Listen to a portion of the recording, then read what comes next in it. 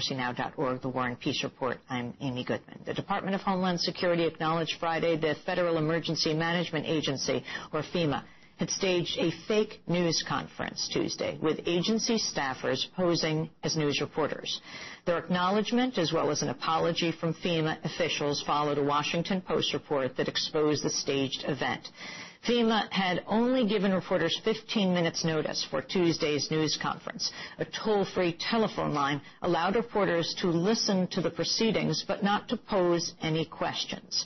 The news conference was carried by MSNBC and Fox. This is an excerpt of the fake news conference where the FEMA staff asked their boss, Harvey Johnson, the FEMA deputy administrator, well, friendly questions. Are you happy with FEMA's response so far? I'm very happy with FEMA's response so far. If you look at where FEMA's come over the last couple years to see this 1 hour VTC with a region in place and aggressively linked in with the state, a regional administrator who's at the state EOC with the State Office of Emergency Services linked up there for the last couple days to make sure that we understand the situation and can bring the right support to the state. This is a FEMA and a federal government that's leaning forward, not waiting to react. And you have to be pretty pleased to see that. Listen to the mayor of San Diego and ask him what he thinks about FEMA's performance, and he'll tell you that he couldn't be more pleased with the support he's been provided by the federal government, coordinated by FEMA. And ask Governor Schwarzenegger what he thinks about FEMA's performance. He'll tell you the same thing, that he couldn't be more pleased how FEMA recognizes the role the federal government is facilitating that effort to the benefit of the state, the communities, and those disaster victims in California.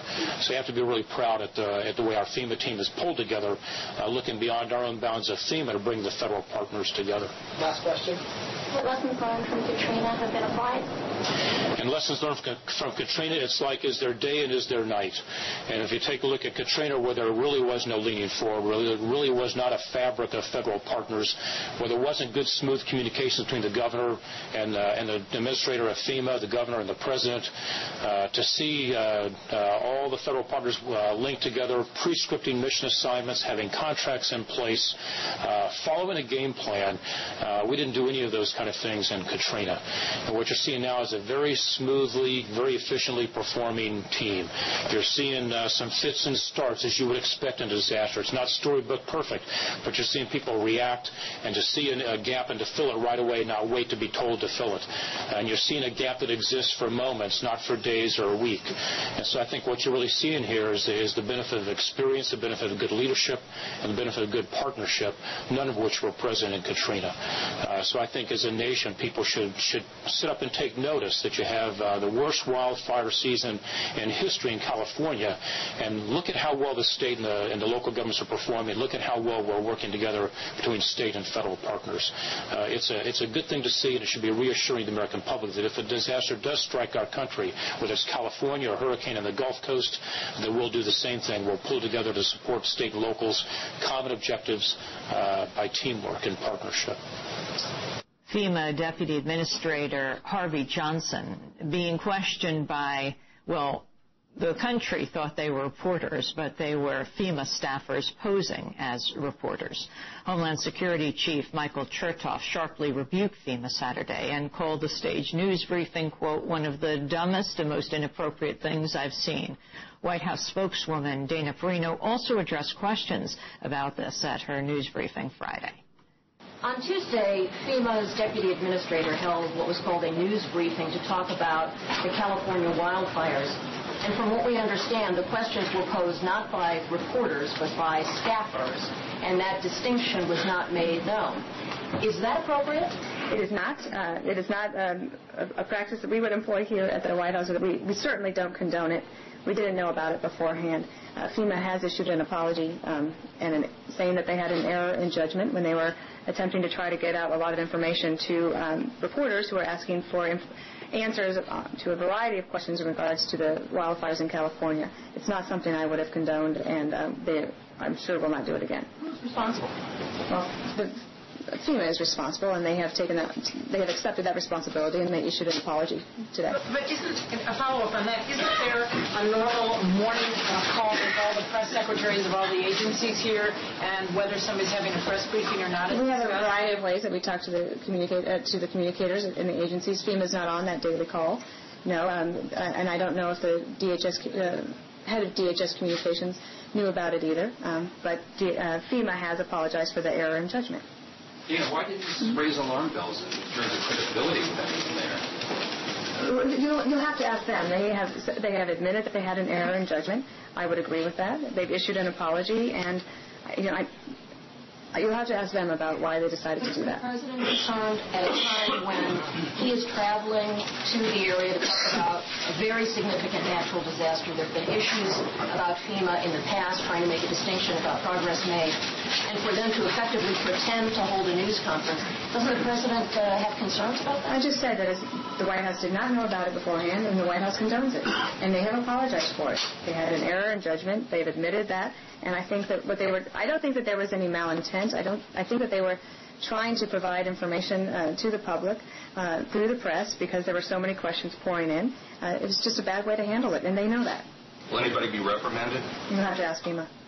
White House press person Dana Perino being questioned by real reporters at the White House, or at least they play them on TV. This is Diane Forcetta, senior researcher at the Center for Media and Democracy. She coordinates the center's No Fake News campaign, joining us now by phone from Madison, Wisconsin. Welcome to Democracy Now!, Diane. Your response to this news conference? Well, I think it has to be seen as an attempt at deliberate deception by the Bush administration, and one in a long string of cases where we've seen this type of behavior, this really contempt for the role of a free press and a democracy. It happened almost 2 years to the day that there was a quote-unquote teleconference with the troops in Iraq that President Bush held, where it turned out that they had been prepped beforehand by the Pentagon's lead PR person, Allison Barber. So we've seen this time and time again. There's Armstrong Williams, there's Jeff Gannon. Unfortunately, the Bush administration doesn't seem to really understand that there needs to be independent reporters. Explain again who Jeff Gannon is for those with short memory. Sure. He is a person who is receiving daily passes to White House briefings. He was associated with the Republican Party, really had no real press credentials, but was in the briefing room at the White House asking softball questions at hard times during press conferences.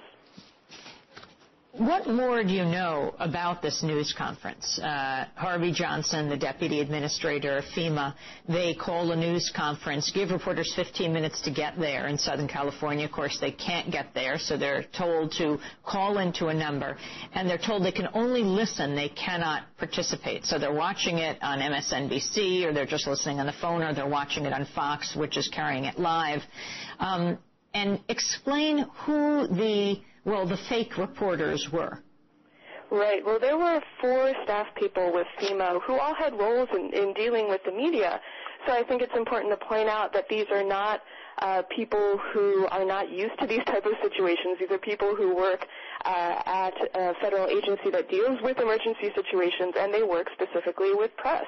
One of them, John Philbin, who was until last week FEMA's Director of External Affairs, he had a quarter-century career so far working in government with media, specifically working on crisis communication, marketing communications, brand management are his areas of expertise, and I think that's what we really saw was brand management. They couldn't have known, or they could not have known, that this would reflect very poorly on FEMA if the word got out, and they basically seem to have been assuming that the word would not get out about what they were doing. What's astounding is where Philbin is now going. Right. He was hardly punished. Right, exactly. He seems to have gotten a promotion to head public affairs at the Office of the Director of National Intelligence. So one can only wonder what he'll be doing in his new position. Have any of the others gotten promotions after faking reporters, being reporters? Not in this case so far. It will be interesting. I mean, you had aired some of the White House spokesperson and the Homeland Security Secretary Chertoff, did come out and condemn. I think, that's what you have to do in these cases when you get caught is come out and condemn. But it will be interesting to see, is anyone actually held accountable for this?